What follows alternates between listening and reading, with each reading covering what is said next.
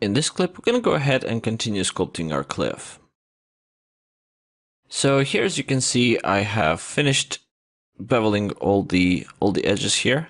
At this point, I kind of looked at the silhouette and I'm pretty happy with that. So I'm now ready to merge all of this together and actually combine these. So at the moment, they kind of look like just a bunch of rocks stuck together. So we need to make sure that it actually looks like one cohesive piece of rock. So I'm going to go ahead into my subtools and just going to go at the top here and just going to go in and click merge, merge down, and I'm just going to merge all these together. Depending on your computer, if there's a little bit too many points, you might need to decimate that beforehand. A little bit slow here. So it seems like the Dynamesh is a little bit too on the higher side, so I need to make sure I lower it down a little bit before I combine them. So let's go ahead into Dynamesh here, turn it off, and let's make it about 550, something like that. That should do it.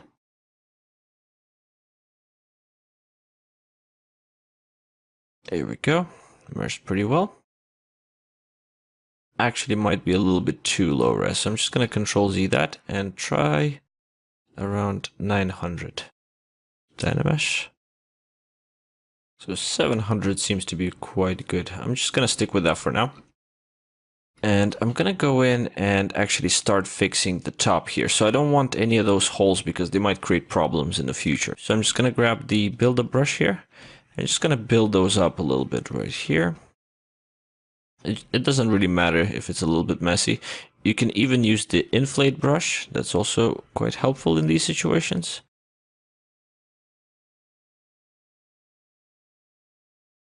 And just this one here as well. It looks pretty good. And just gonna actually inflate all these seams in here just to make sure that there isn't any gaps. That always happens. And you want to make sure that when you Dynamesh, you don't have anything Dynameshing inside. If there's a hole or anything like that, it might actually cause you a lot of pain in the end, because when you try to decimate it or bake it, there'll be some kind of weird geometry inside. So that looks pretty good. Let's re-Dynamesh. And I'm going to go here from the side, hold Control and Shift, and just clip curve this top bit all together. Re-Dynamesh again. I still have these two little problems here, so I'm just gonna inflate those again. Re-Dynamesh. And here a little bit as well. Re-Dynamesh. And just do that very same thing again. Just flatten it out. And now it looks nice and clean at the top. Okay, so now I'm gonna go in and select my AG polish here. And just going to go in and actually start combining these together. So places like here, where it's a little too cornery, that looks quite odd, so that wouldn't really happen. So I'm just going to hold Shift for planar now, and just going to combine those like this. And then using AG Polish, just going to fill in the gaps here. And I'm going to constantly re-Dynamesh just to make sure my topology stays correct. So that looks pretty good. And I'm just trying to make sure that nothing looks like it's just a rock stuck inside. So I need to make sure that all these lines continue. So another example is here. So again, using planar brush here. And now as you can see, it does create a little bit of artifacts. So I'm going to re-Dynamesh again. And use H polish here just to clean it up a little bit.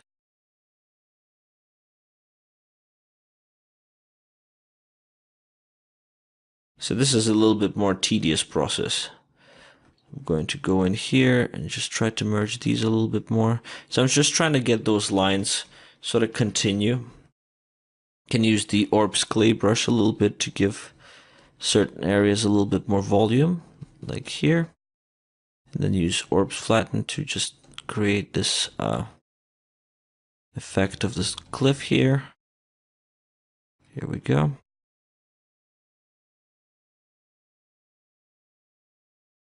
And then use H polish to just clean it all up.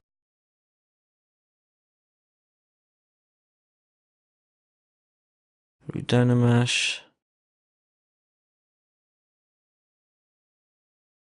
That's starting to look really good.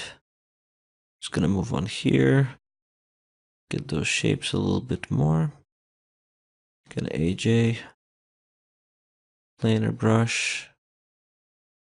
AJ. So I'm sort of switching between brushes really quick, and usually like the first few rocks I'm just trying to figure out what I'm actually going to use throughout. So once I figure out a few rocks, it gets a little bit easier as it goes along. So I'm just gonna go in here, clean those up a little bit.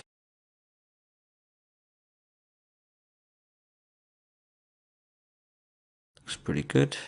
So this became a little too soft, so I'm just gonna grab the orb flat brush and just go in and try to get it a little bit more interesting here. So I'm just going to use the flatten brush, and I always make sure that I clean up these sort of rougher edges. I don't want anything to look strange or have any artifacts left. So that's pretty good. I'm going to grab AJ polish again with Dynamesh, and just get this over here, and then H polish again. So I'm constantly switching between brushes here, because just trying to get the right brush into the right situation here to merge these stones together. And I'm not too worried about it looking a little bit too mushy right now, because what I'm going to do in the end is I'm going to use the Orbs Crack brush to give them rocks a little bit more definition, but in the same time keep it a little bit more together so it looks like it's part of the same mesh. I'm going to go in here and do the same thing, and I'm just going to go in through the whole cliff now and just try to do the same thing, just combine these together.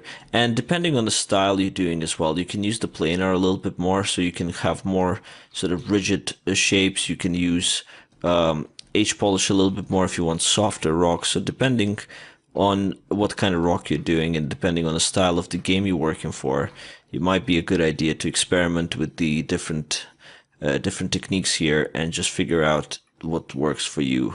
So I'm sort of trying to create a slightly cartoony, sort of in between style. There we go. That looks pretty good. And whenever you work with planar brush, at first it's quite tough. You feel like it's really hard to control, but when you actually work with it, oftentimes you get like very interesting shapes coming out of nowhere just by using it. So this is looking really good now. I'm kind of happy with that. Just going to use planar here again.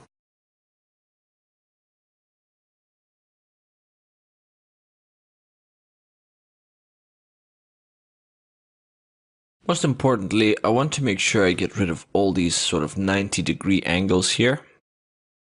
So I'm going to use the clay buildup a little bit. And just going to use planar again. Maybe a little bit more. So I'm just going to use the AJ polish. And just go in here. Just to make sure that the angles don't look too weird. So again, the idea is to just make sure that these rocks look like they belong together and they're not actually individual pieces combined into one big mesh. And that really will sell your cliff. Looking pretty good. A little bit more here. And then I can just sort of create these little bridges just by holding Alt and then using a bit of planar brush. Maybe a bit more here. And the silhouette still holds up. That's pretty good. More here. Don't really like this ridge here. And sometimes with a planar brush you might accidentally create these lines, and oftentimes they actually look pretty good. So I'm just going to keep this one here. So again, I'm just holding Alt and planar brush here to combine these together. Looks pretty good.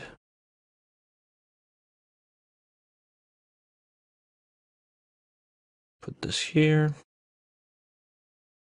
And again, it's kind of, this part of the process is a little bit more tedious, so I'm going to go ahead and just try and get the rest of the mesh finished. And in the next clip, we're going to go ahead and add a little bit more detail to this mesh.